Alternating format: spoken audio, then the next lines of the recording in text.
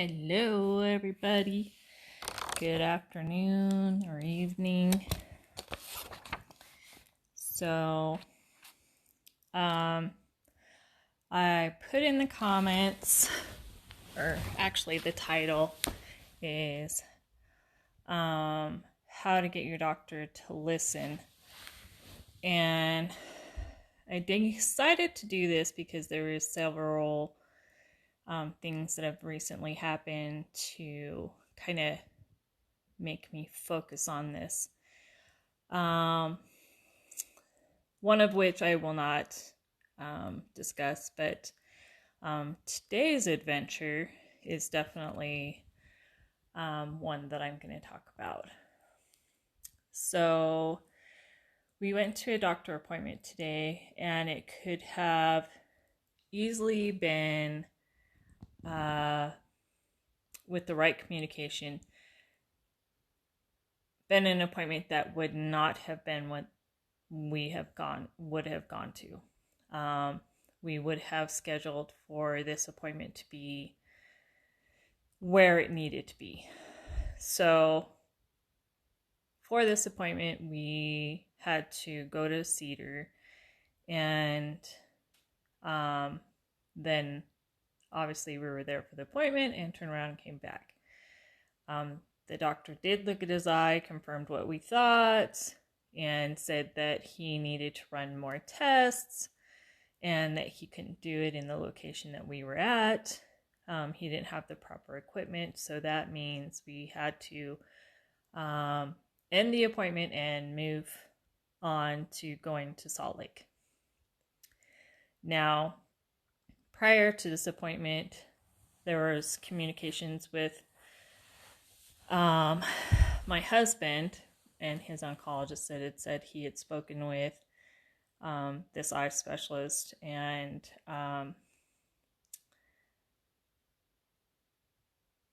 so we were under the understanding we were all on the same page.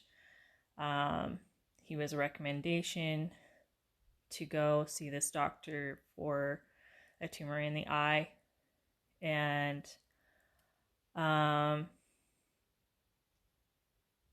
so the end result of this was it was just basically a wasted appointment and a waste of time and effort on everybody's behalf.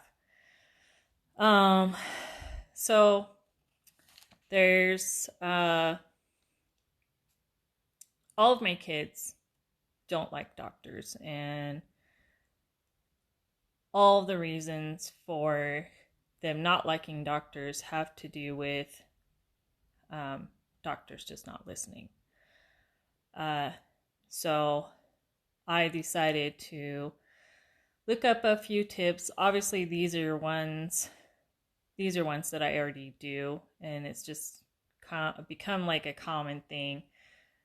First initial appointments are always when you meet with your first doctors, that you have to fill out that paperwork. These are things that you're going to do, as well as ongoing when you talk to doctors or specialists. So I'm just going to list a couple websites, and then at the end I have a book. And if you guys feel like reading, then that would be, because I'm a reader. I like to read. So the first one being from healthbusiness.com. So they have like 5 or 6 recommendations. And on their site, it was saying that the problem when doctors don't hear patients' concerns, it isn't just an interpersonal one. It can have a significant impact on care and attribute to issues ranging from misdiagnosis as well as missed diagnoses and medical errors. So They recommend patients take these steps to ensure health concerns are heard. So come prepared is the first one. Know that what you intend to talk about before you arrive to your appointment. Write your concerns and questions down and make them very specific. Then their second recommendation would be to prioritize your concerns. That way your most important questions are asked first and can be addressed right away. And the lessers, well, you can ask them at a later date, I suppose. That's number 3 is don't be afraid to ask for another appointment when all of your questions are not answered. Feel free to ask for another appointment to finish asking. Number 4 would be willing to communicate outside the exam room. If I could talk. This one is hard because they suggest email or communicating through a patient portal, texting, and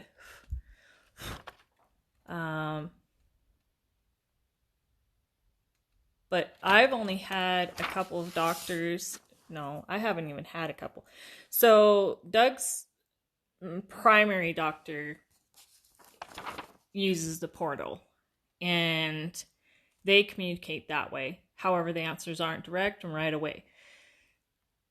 Only other doctor I've ever had that kind of communication with is my oldest son, and he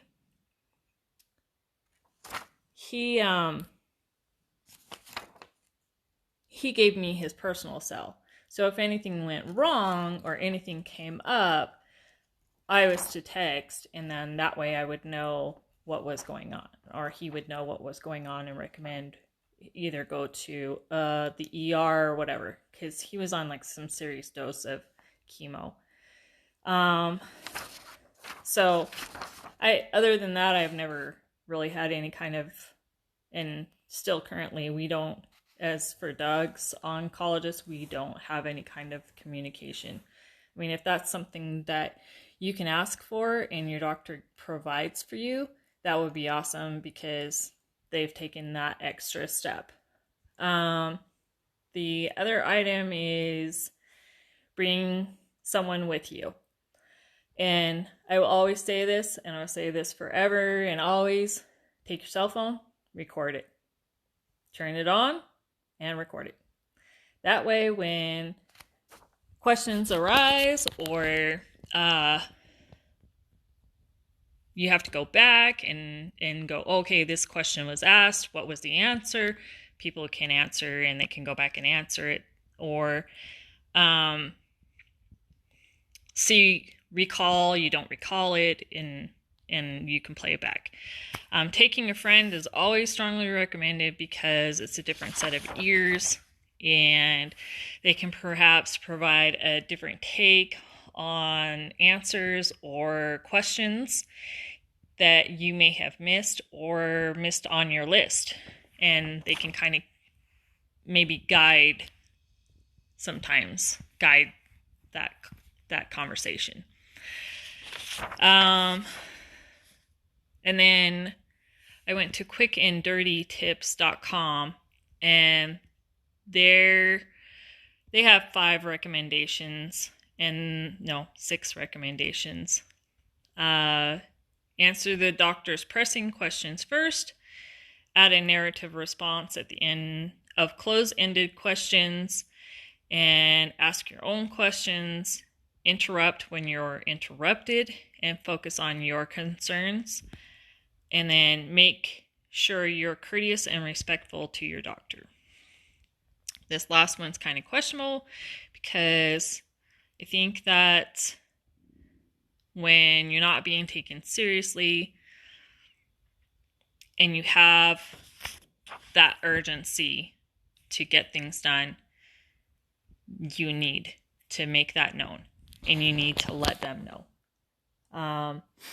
My oldest son has had that issue where the doctor claimed that he was not ill at all, basically he was faking it, is what she told him.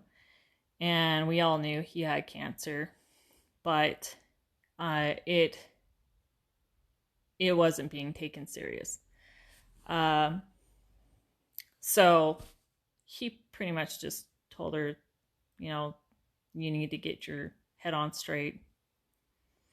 But I've told this story a lot, and that's not how it went. So he pretty much just told her off, and he got what he wanted in the end. We have ran across a couple of doctors, the one being today, where sometimes you also need to drill in the urgency again. They may not understand or comprehend what's going on, but we all know our systems. Pay attention to your system. You know your body, and you need to let them know. Like with this eye, he lost his left eye, and that went very, very fast. And so with this one, we are like emphasizing that urgency, that it needs to be taken care of. And we have a priority list on health issues, and this is number one. And to make this appointment today, many appointments were moved. And we did let him know that this is what happened. And Doug is not one to hold back. And I love him for that. It's frustrating sometimes, but love him for it. He fights for what he knows that he needs, and that's a good thing. So that, I guess, goes along with focusing on your concerns. So you know your system, you know your priorities, you know how things work, and that's another focus. The book that I noticed that had, when I searched for these questions, it was When Doctors Don't Listen, How to Avoid Misdiagnosis and Unnecessary Tests. That is the name of the book. So I haven't looked. I don't know how long the book is, or how I don't know the ratings. I'm just sharing and putting that knowledge out there for people, because I know that this is something that you need to go into appointments armed with knowledge. Have your questions, research it. With every diagnosis, I had at least 20 questions when we went in. And that was, I know Doug had his own list, but I had my list. And when my kids went in, they didn't have a list. I had a list. And each kid and the doctors usually covered most of those questions before I asked. And then if I still had remainders, because I was checking them as we go along, I'm checking them off my list. And it's important. These are important questions. These are knowledge about your body and your diagnosis. It's important. It's like major. So I can't emphasize it enough. It's like being cancer aware is important. So I just wanted to share this little tidbit. I know it's late in the day. I got quite a little bit of a workout in.